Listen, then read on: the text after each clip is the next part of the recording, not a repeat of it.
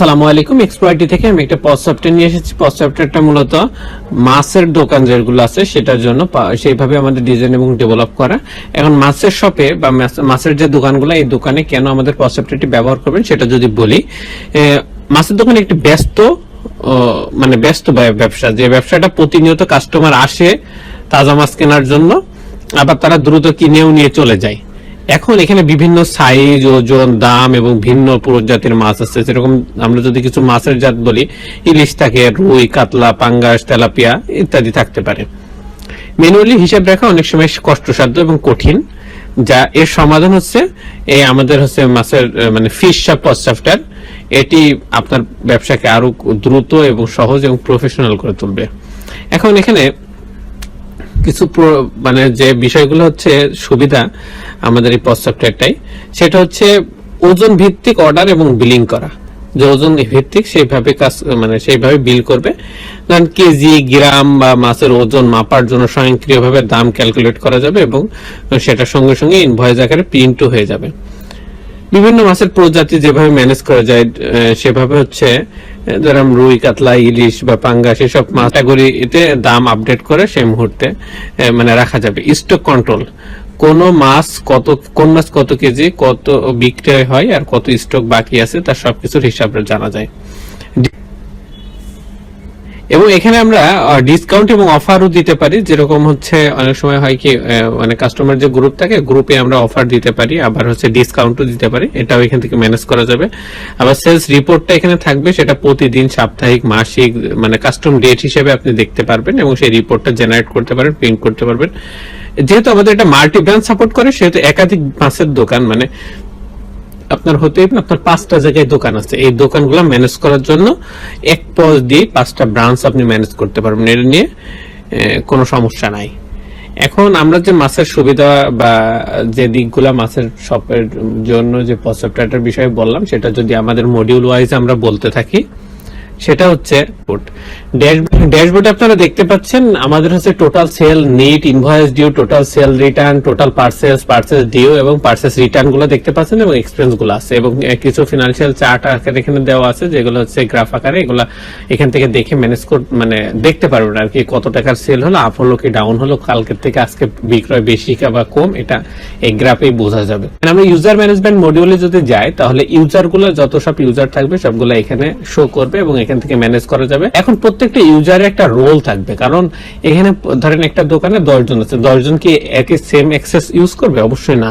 Customer যে service দিবে, যে সেলস করবে, সেটা সেলসম্যান। তারপর ম্যানেজারের একটা পার্ট থাকবে, ক্যাশিয়ারের পার্ট থাকবে, তারপর ডাটা এন্ট্রি থাকবে, এরকম সাপোর্ট হ্যান্ড, এরকম অনেক ধরনের থাকতে পারে। সেই রোলগুলো এখান থেকে ম্যানেজ করে নিতে হবে এবং সেলস কমিশন এজেন্ট এখান থেকে ম্যানেজ হবে। সেলস এর যে আমরা করি, সেটার কমিশন বেস অনেকে কাজ করতে চায়, সেই কমিশন বেস কাজটা করতে হলে এখান থেকে ম্যানেজ করা যাবে এবং এখানে কত % কমিশন দিচ্ছে সেটা এখান থেকে দিয়ে দিলে আর কত টাকা সেল হলো, তারপরে কমিশনটা অলরেডি চলে আসে। এবার আমরা যদি কন্ট্যাক্ট মডিউলে যাই, তাহলে সাপ্লায়ারটা এখান থেকে ম্যানেজ হবে। সাপ্লায়ার যত কিছু আছে এখান থেকে ম্যানেজ করা যাবে। কাস্টমারকে এখানে ম্যানেজ করা যাবে। আমরা যদি কাস্টমার গ্রুপটা বলি, কাস্টমার গ্রুপটা কাস্টমার, ধরেন অনেকগুলো কাস্টমার আছে, 1000, 5000 বা 10000 কাস্টমার আছে। প্রত্যেকটাকে আলাদা আলাদা করে গিয়ে আপনি মেসেজ পাঠাবেন বা কোনো অফার জেনারেট করবেন, এটা তো তাহলে অনেক সেই ম্যানুয়াল সিস্টেমই হয়ে গেল, একজন একজন করে দেওয়া।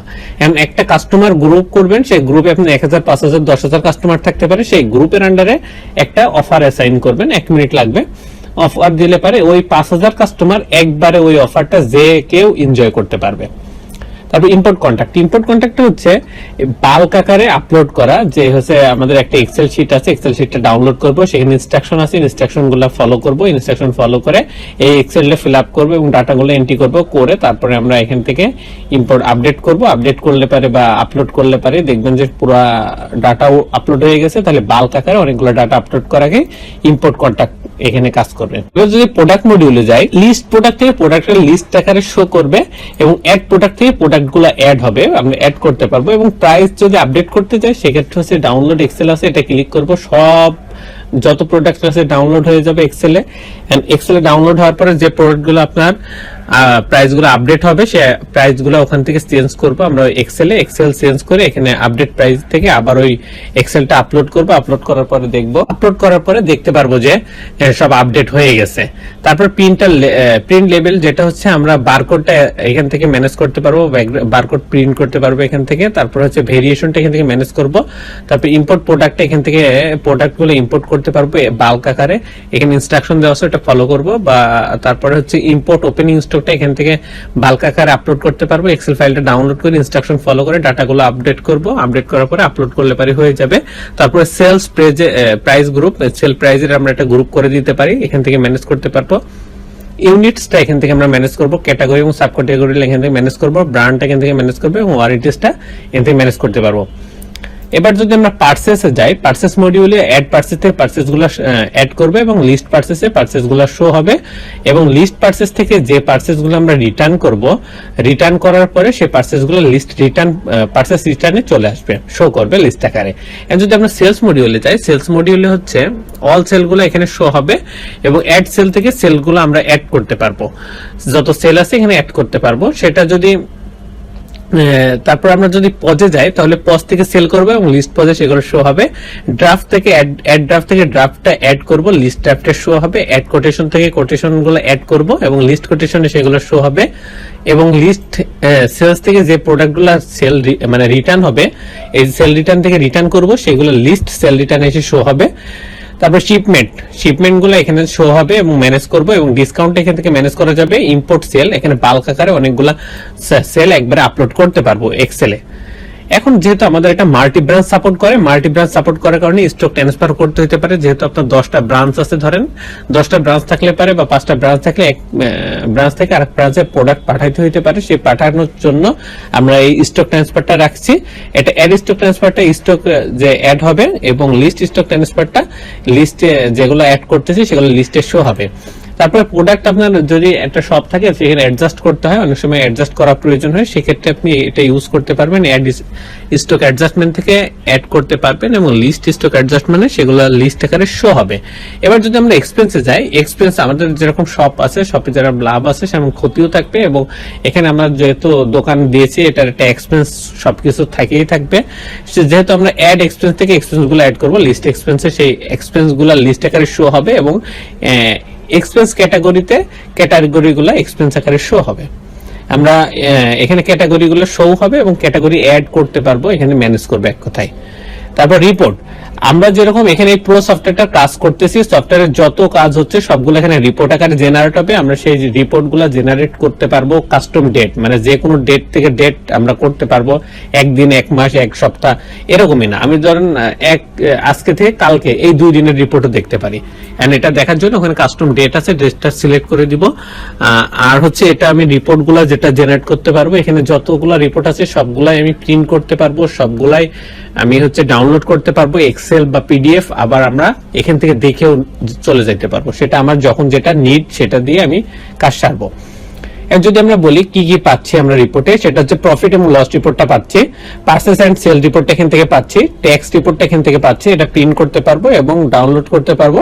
তারপরে সাপ্লায়ার এন্ড কাস্টমার রিপোর্টটা পাচ্ছি, কাস্টমার গ্রুপ রিপোর্টটা পাচ্ছি, স্টক রিপোর্টটা এখান থেকে পাচ্ছি, স্টক অ্যাডজাস্টমেন্ট রিপোর্টটা এখান থেকে পাচ্ছি, ট্রেন্ডিং প্রোডাক্ট এখান থেকে পাচ্ছি এবং প্রোডাক্টগুলো এখান থেকে ম্যানেজও হবে, আইটেম রিপোর্টটা এখান থেকে দেখতে পাচ্ছি এবং এখানে ম্যানেজও হবে।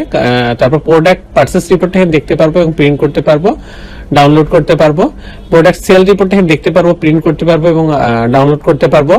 তারপর পারচেস পেমেন্ট রিপোর্টটা দেখতে পারবো, প্রিন্ট করতে পারবো এবং এখান থেকে ম্যানেজ করতে পারবো। সেলস পেমেন্ট রিপোর্টটা এখান থেকে দেখতে পারবো, প্রিন্ট করতে পারবো এবং এক্সপেন্স রিপোর্টটা দেখতে পারবো, প্রিন্ট করতে পারবো, ম্যানেজ করতে পারবো। রেজিস্টার রিপোর্টটা দেখতে পারবো, প্রিন্ট করতে পারবো এবং ম্যানেজ করতে পারবো। সেলস রিপ্রেজেন্টেটিভ রিপোর্টটা এখানে দেখতে পারবো, প্রিন্ট করতে পারবো, ম্যানেজ করতে পারবো। অ্যাক্টিভিটি লগটা আমরা যেরকম আমাদের শপের সিসি ক্যামেরা লাগাই, তাহলে আমাদের শপটাকে শপের যে কাজগুলো সেগুলো মনিটরিং করার জন্য এবং রেকর্ড রাখার জন্য।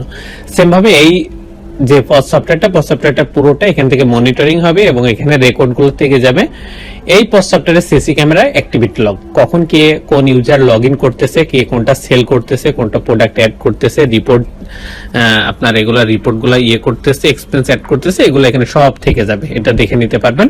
নোটিফিকেশন টেমপ্লেট, আমরা কাস্টমারকে অনেক সময় মেসেজ দিই, সেটা কাস্টমার হতে পারে, তারপরে সাপ্লায়ার হতে পারে, অনেক সময় পেমেন্ট রিমাইন্ডার অথবা নতুন অফার আসলে এগুলো অনেক রকম দিই, সেগুলো টেমপ্লেট এখানে আছে, এখান থেকে আপনারা পাঠাইতে পারবেন। এরপরে যদি আমরা সেটিংস মডিউলে যাই, এখানে বিজনেস রিলেটেড যত কিছু সেটিংস আছে A to Z সেটিংস এখানে আছে। এখান থেকে আমি যেভাবে সেট করে দিব সেইভাবেই আসলে আমার বিজনেস চলবে এবং সেইভাবেই সেট হয়ে থাকবে।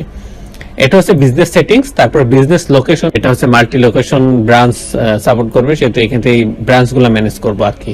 ইনভয়েসটা এখান থেকে যেভাবে ম্যানেজ করবো, যেভাবে সেট করে দেবো সেইভাবে পুরো ইনভয়েসটা কাজ করবে। বারকোড সেটিংসটা এখান থেকে যেভাবে সেট করবো সেভাবেই কাজ করবে এবং সেইভাবেই বারকোড গুলো জেনারেট হবে। রিসিপ্ট প্রিন্টারটা মূলত প্রিন্টারটা কনফিগারেশন করব এবং এখান থেকে প্রিন্ট করতে পারবো। ট্যাক্সটা এখানে প্রোডাক্টের পরে ট্যাক্স বা কোনটার পরে কোন ট্যাক্সটা যাবে সেটা এখান থেকে যেভাবে সেট করে দেবো সেটা সবার পরে সেইভাবে অ্যাপ্লিকেবল হবে।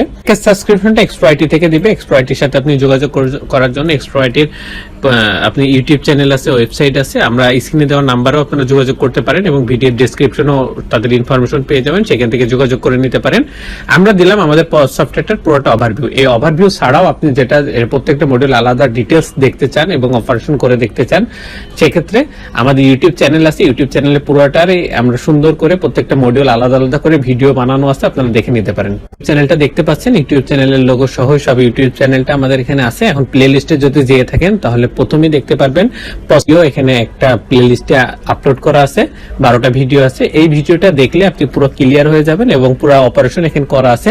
সবাই আশা করি বুঝতে পেরেছেন। এখন আমাদের স্ক্রিনে দেওয়া নাম্বার এবং ডিসক্রিপশনে আমাদের ডিটেলস দেওয়া আছে, সেখানে যোগাযোগ করতে পারেন। সকলকে ধন্যবাদ। আসসালামু আলাইকুম। এক্সপ্লয়েটির সাথেই থাকবেন।